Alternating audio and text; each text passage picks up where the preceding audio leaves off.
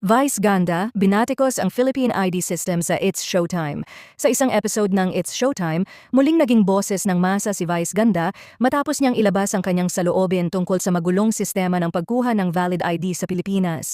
Sa gitna ng segment, ipinunto ni Vice ang tila walang saysay at paulit-ulit na proseso kung saan hinihingan ng valid ID ang isang tao na gustong kumuha ng ID, kahit obvious na wala pa nga siyang kahit anong ID. Aniya, kaya ka nga kukuha ng ID kasi wala kang ID, tapos hihingan ka ng ID. Paano ka magkaka-ID? Nagbiro pa siya habang ginagaya ang mga opisyal sa mga opisina.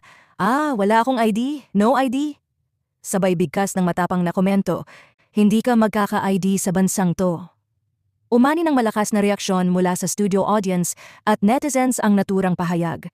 Marami ang nakarelate sa kanyang frustration dahil hindi na bago sa maraming Pilipino ang ganitong klaseng red tape at tila wala sa lugar na mga requirements.